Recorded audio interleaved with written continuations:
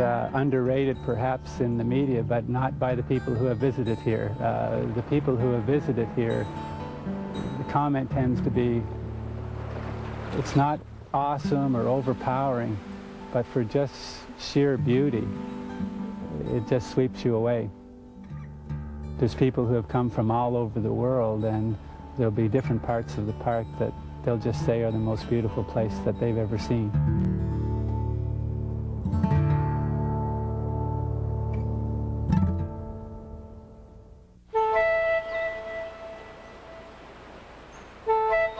Protection of the environment is a priority in most Canadian parks, and despite the highway running around the edge of it, this park is no exception. Heather Davis knew before she was out of her teens that she wanted to spend her life in the park service. As a naturalist, she has no doubt about the need to educate park visitors. I know a lot of people visualize national parks as recreational areas, and a lot of people do not understand that, you know, the main purpose of the park is to protect a certain portion of Canada for future generations, and sort of the recreational aspect is secondary. It's a really difficult task. It's not easy, and we're always struggling with that issue within national parks. Like other balsam fir forests in the Maritimes, this one in Cape Breton Highlands National Park is afflicted by the spruce budworm. It is not a pretty sight, but naturalists now understand that, like fire, the spruce budworm is part of the regeneration process. Spruce budworm does go through a 75-year cycle, and we knew that there was a cycle early in the century.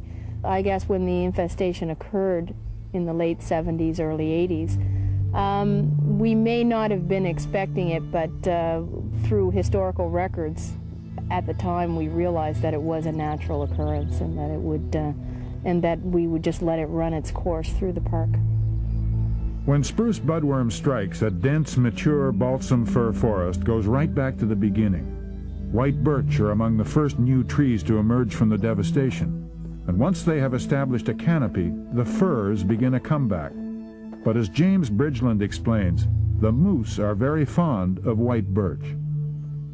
Moose was one of the species that was driven to extinction shortly after the Europeans arrived. By the end of the 1800s, northern Cape Breton was missing moose, it was missing caribou, and it was missing timber wolves, all of which had been native here before. In the mid-1940s, moose were reintroduced to the park. The moose population prospered and multiplied during the 50s and 60s. But in the spruce budworm epidemic of the 70s, the balsam firs were wiped out. White birch became the predominant new growth, and the moose population exploded. The birches were promptly besieged by the moose, and once again the delicate balance of an ecosystem was in danger.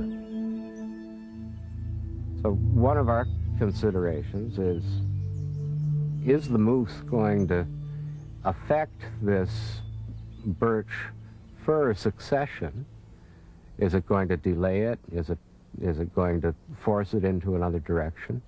See, the moose are, while they were native here, when they were reintroduced, the major predator, the wolf, was not introduced as well. So we don't know whether or not the population levels that we're seeing at the moment of the moose are what you might expect in a natural system.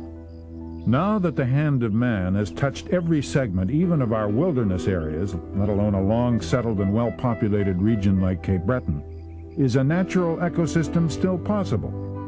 That's something that James Bridgeland has done a lot of thinking about.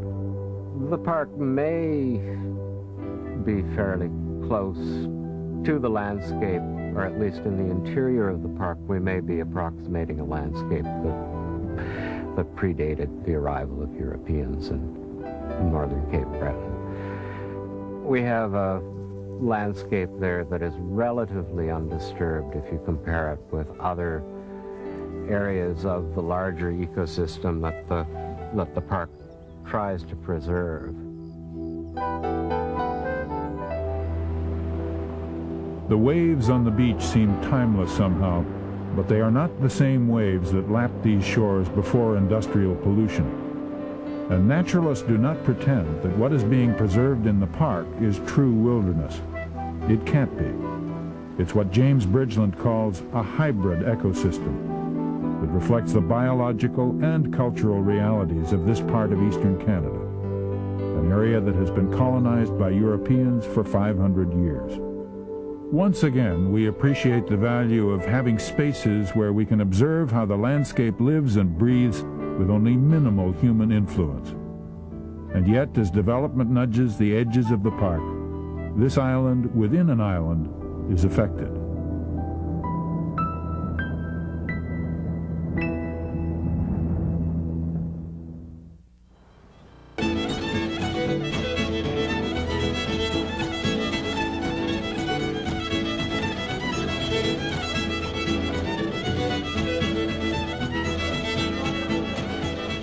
The dance steps, the stiff way the body is held, and much of the music have been passed down from generation to generation. Basically, the way of life here was pretty rugged. You know, it was fishing, and they used music, I think, as a way of coping and a way of getting together. And you know, that's why it's so lively, because it was meant to be for good times, you know, get-togethers and stuff like that.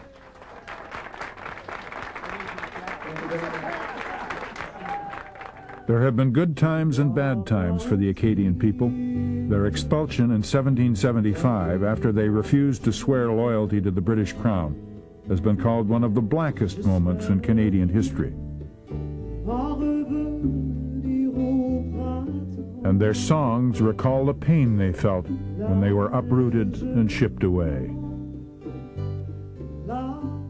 We've been surrounded by mostly Scottish people ever since the 1820s or thereabouts, and the two cultures have had their feuds, but mostly good agreement.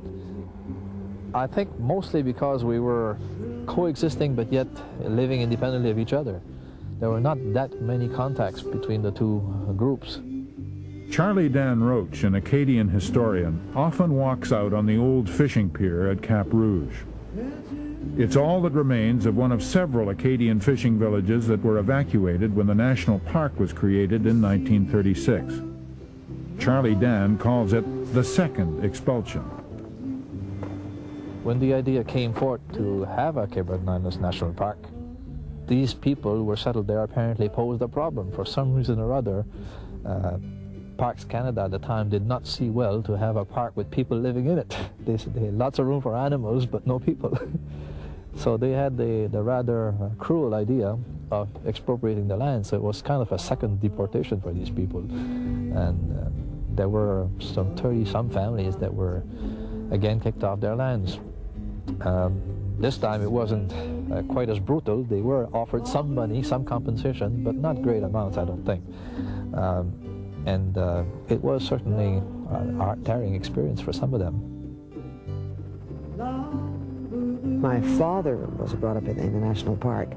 My grandmother was brought up there. You know, like it was their home, and it was their roots. And they felt very much uprooted by it all. And some of them were bitter over the years.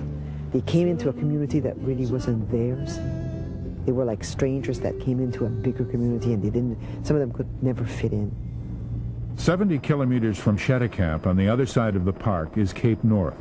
20,000 displaced Scottish Highlanders, some victims of the clearances, some driven off the land by high rents or crop failures, came here late in the 18th century. The North Highlands Community Museum preserves their artifacts. To my mind, the museum is one of the most important things you can have, because it's not the things in it really, it's the pride that it develops. Not only, you know, with like adults, but also with the children. It gives them a good feeling about their roots and their background, I think.